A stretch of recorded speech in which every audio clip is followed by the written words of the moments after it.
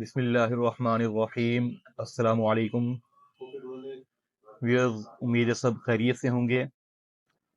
آج کا ہمارا جو موضوع ہے وہ ہے قرآن پاک کی سورت والعصر۔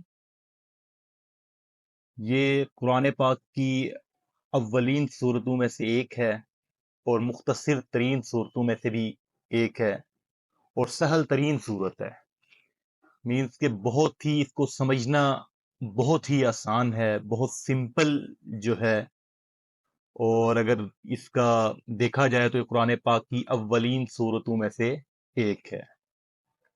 اور جب ہم اس کے مفہوم کے اوپر غور کرتے ہیں تو اللہ رب العزت نے جس طرح ایک کوزے میں دریا بند کر دینا ہوتا ہے، اس کے مفہوم کو سمجھ کر یہی لگتا ہے کہ ہم نے قرآن پاک کا جو نچوڑ ہے وہ حاصل کر لیا ہے۔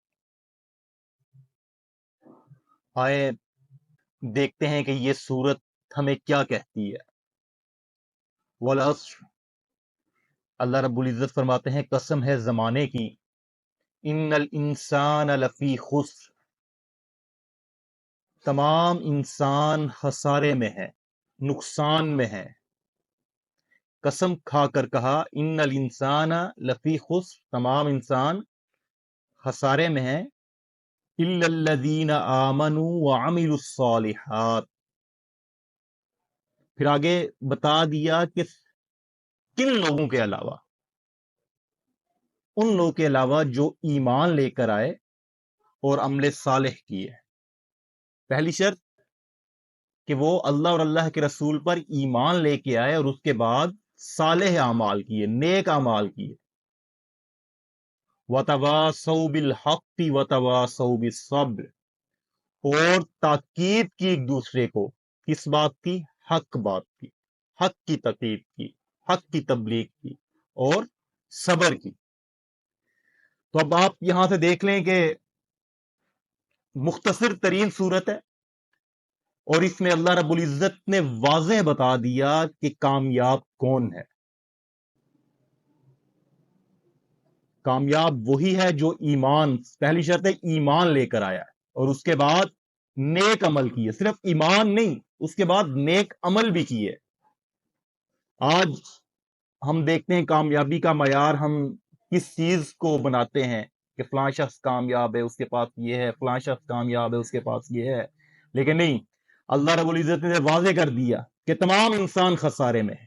کامیاب صرف وہی ہے جو ایمان لے کر آیا اور اس کے بعد نیک اعمال کیے۔ اب نیک اعمال جب تک وہ نہیں کرے گا اس وقت تک وہ خسارے سے نکل نہیں سکتا۔ اور آگے الا الذین آمنوا وعملوا الصالحات وتواصوا بالحق، اور حق بات کی تاکید کی۔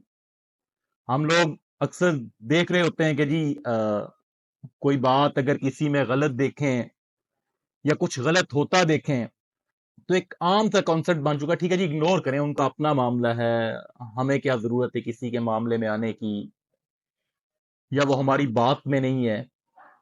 تو کہا گیا کہ ایمان کا کمزور ترین حصہ یہ ہے کہ جب تم کسی کو غلط کرتے دیکھو تو ایٹ لیسٹ اگر تم ہاتھ سے روک سکتے تو اسے روکو، اگر ہاتھ سے نہیں روک سکتے تو ایٹ لیسٹ اسے کہہ کے روکو، اپنی زبان سے کچھ الفاظ ایسے ادا کرو کہ وہ عمل جو ایک حق کے اگینسٹ ہے وہ ختم ہو جائے، اور اگر اتنا بھی نہیں کر سکتے تو ایٹ لیسٹ اپنے دل میں اسے ضرور برا جانو۔